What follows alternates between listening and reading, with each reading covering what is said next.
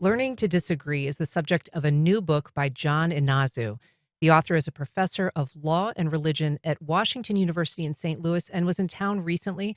I had an opportunity to sit down with him and talk about how to navigate differences with empathy and respect.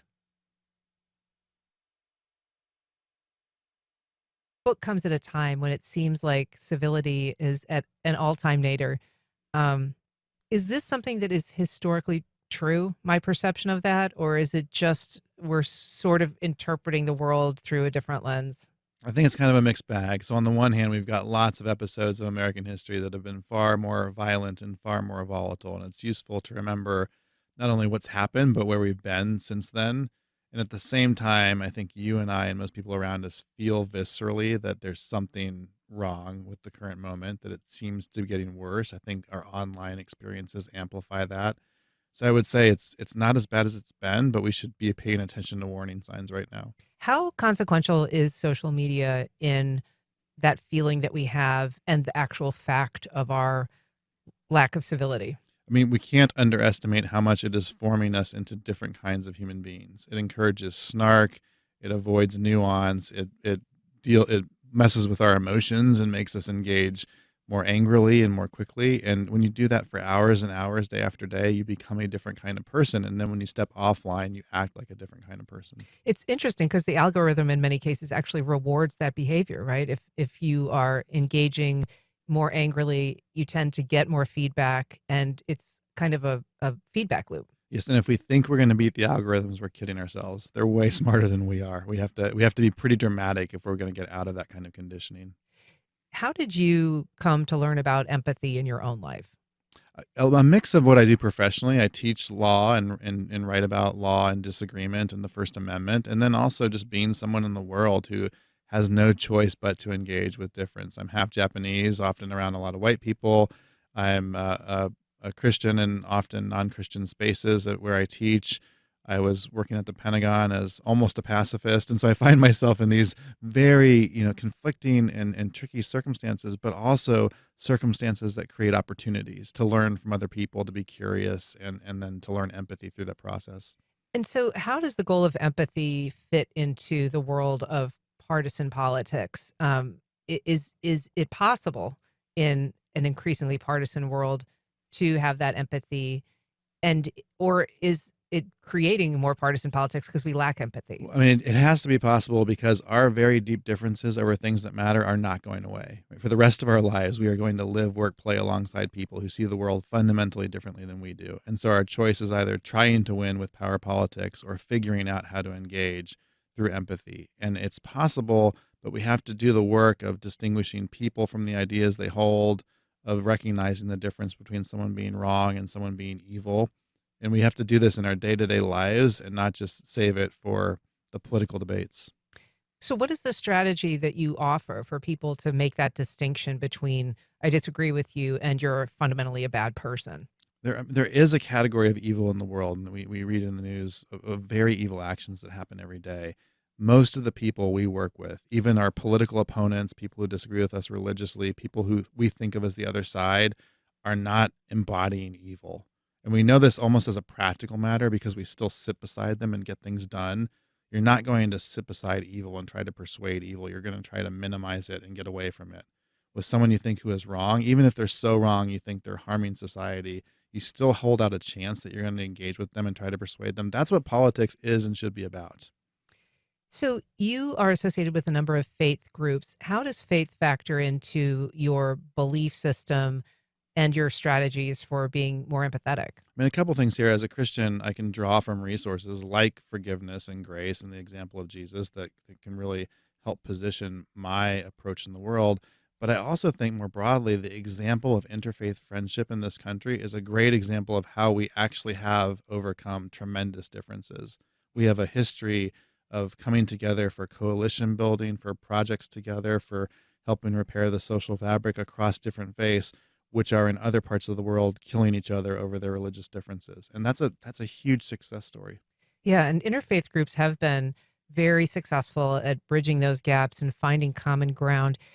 In some ways, though, does faith complicate conversations? I mean, religion obviously is the source historically of tremendous conflict. You have to do the right kind of interfaith engagement. The wrong kind is the soupy kind that pretends like the differences don't matter, because most religious people don't actually think that. But if you can start with the reality of the differences and then say, these differences are going to position us and limit us in some ways, but what is the common ground that remains? And then focus on that common ground. And in many ways, when you look at the starkest religious tensions and battles around the country, the antidote to those situations is not going to be some extra political solution. It's going to be figuring out how to get those religious differences talking to one another. So, your book, Learning to Disagree: The Surprising Path to Navigating Differences with Empathy and Respect. What is surprising about the path that you draw? Yeah, a couple things in the title. One is I draw a lot of lessons from law and the teaching of law and the practice of law. Most people don't think of lawyers as the most empathetic people in the world. And I'm trying to make the case that when you actually learn how to be a good lawyer, you're learning the skill of empathy and you're learning how to engage with the other side in a charitable and helpful way. And then I would say the other surprising piece of it is much of the takeaway is actually all the stuff that you and I learn when we're little kids. It's the stuff that's really hard to put into practice, but is actually pretty basic. And practice is key in all of this. What is a good example of that, a lesson that we've known since childhood, but maybe don't practice well enough? Listen well before you speak, be patient with the person around you, ask curious questions, right? And in some ways, I think like this is what I see my kids learning in school, and it's all true and it makes sense. And then we forget how to do it as we engage as adults. And so we talked a little bit about social media, but it complicates the work you do and the work that people who are interested in civility or an empathetic culture do. How do you suggest people approach it, use it, divorce themselves from it? I mean, use it cautiously, know that it's doing something to you, know that you're not going to beat the algorithms, spend time offline, and then really importantly, diversify your news sources and look for trustworthy news sources. Our all-time low of trust in journalism and other institutions right now is deeply harming our ability to be a people together. And there are good news sources out there. There are responsible journalists and good editors, but you have to find them. You have to do the work to find them. And so this book is structured almost along the timeline of an academic year with like a chapter per month, essentially.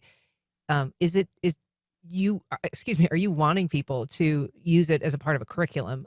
Is that the goal, or why did you structure it in that way? I mean, I'd be happy for people to pick it up in a curricular sense, but this is more a storytelling mechanism. I wanted to be able to get people ideas and examples through story. So this is a story of a year of my life teaching. Some of the examples I tease out in the classroom and some of the ways I screw it up in my own personal relationships, but just trying to model and illustrate to the reader that you can learn something by peeking in, getting a glimpse of this, and then also realizing that we're all works in progress, including me. And so I'm going to share some of my own failures and fits and starts along the way. Is there a suggestion that you would make to people trying to embark on a civil conversation? And I guess take it from the point where we assume that there is something of great consequence in that conversation. I would say go in with a full tank, go in well rested, and go in expecting a conversation might be difficult, and have some grace on the front end. So if you hear something that upsets you or you find offensive, that maybe your first response isn't to push back or to jump on the other person, but just to listen and maybe ask for more, and realize that if you can absorb some of the hits in that very difficult conversation, you might lower the temperature enough to make some progress rather than just ending up shouting at each other. And I wonder if, I mean, there was some models in the civil rights movement of kind of, nonviolent protest. Is that kind of a model that you're suggesting in terms of absorbing some blows, maybe not reacting with anger or maybe not reacting at all? In some ways, I mean, there is a sense in which some of these civic aspirations can be asymmetrical, imposed by people in power to say, just keep being patient, just wait a while, and that can be a mechanism of manipulation. So be wary of that. But in many cases, play the long game, and the change that you want to see in a person or a policy or an institution might take a lot of time and a lot of years. And if you're really committed to it, play that game with a strategy and a goal to see change, not just to vent and express yourself. John Inazu, it's a fascinating book, and we really appreciate the conversation. Thanks so much for being here today. Thanks for having me on. Great to talk to you.